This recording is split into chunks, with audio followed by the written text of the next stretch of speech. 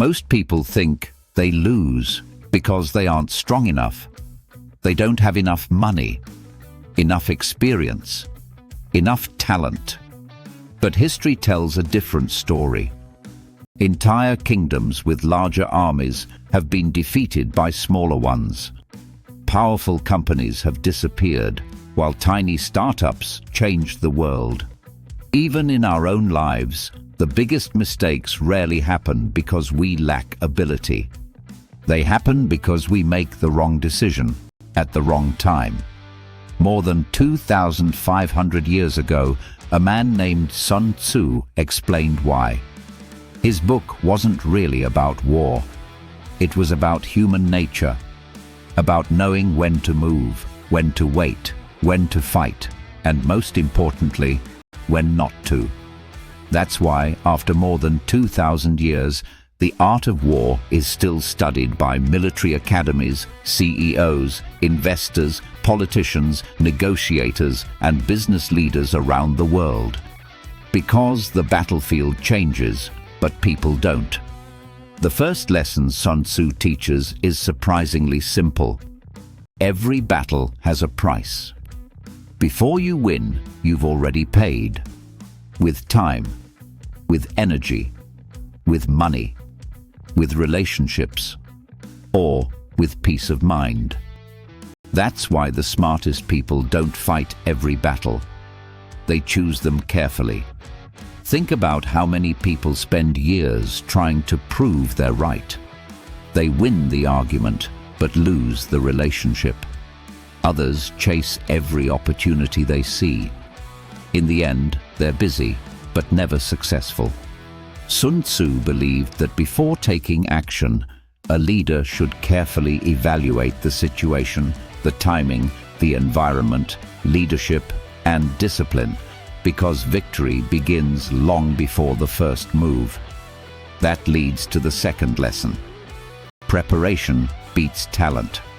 Most people admire confidence. Sun Tzu admired preparation. Before a chess grandmaster touches a piece, he has already calculated dozens of possibilities. Before a successful entrepreneur launches a product, months of research have already happened.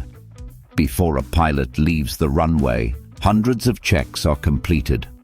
Preparation looks boring until it saves you from failure.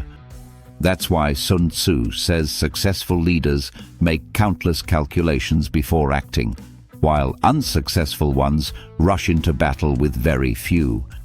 Then comes the idea that made this book immortal. The greatest victory is the battle you never have to fight. At first, that sounds impossible. But look around. The best negotiators don't create enemies. The best leaders don't need to shout. The best businesses don't destroy competitors.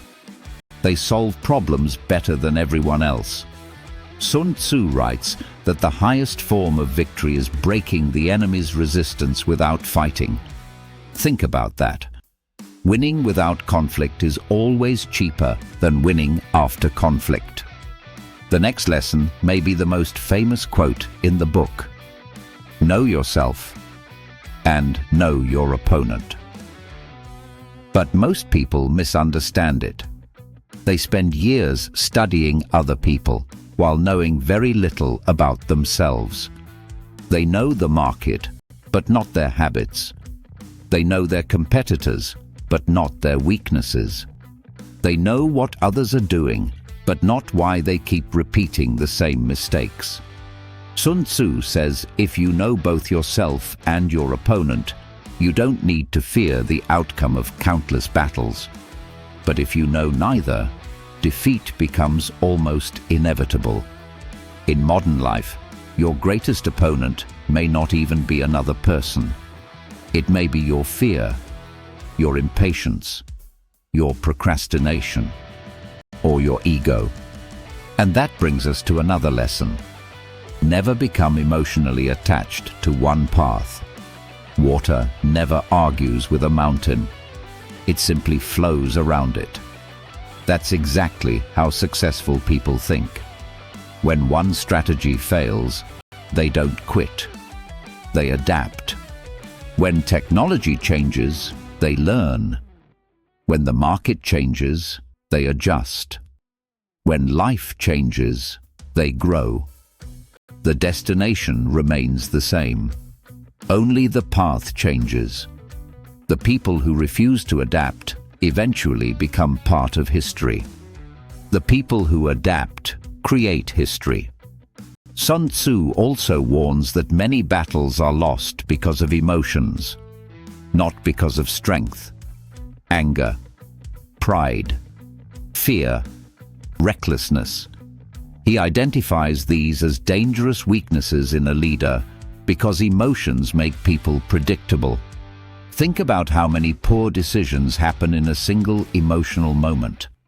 An angry email, a rushed resignation, selling investments during panic, ending a friendship over one misunderstanding.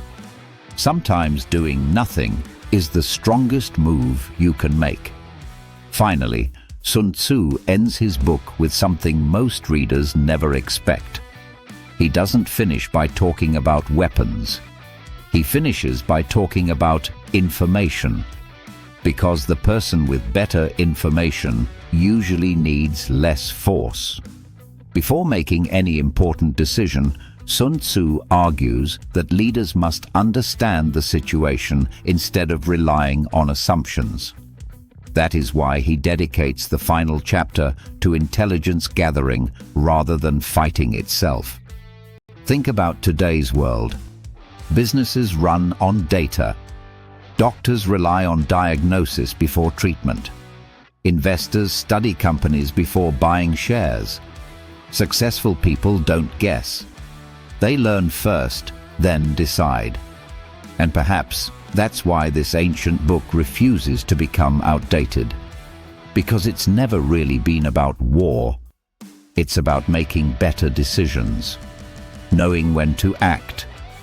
Knowing when to wait. Controlling your emotions when everyone else loses theirs. Preparing when others are hoping. And understanding that real strength isn't measured by how many battles you win, but by how many battles you never needed to fight in the first place. More than 2,000 years have passed since Sun Tzu wrote these ideas. Empires have risen and fallen.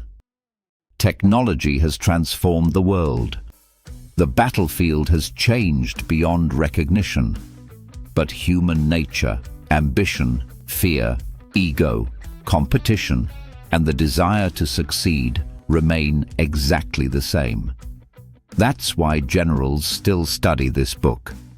That's why billionaires still recommend it. And that's why its greatest lesson is just as powerful today as it was centuries ago. Victory doesn't belong to the strongest. It belongs to the one who prepares better, thinks deeper, and chooses the right battle before everyone else even realizes a battle has begun.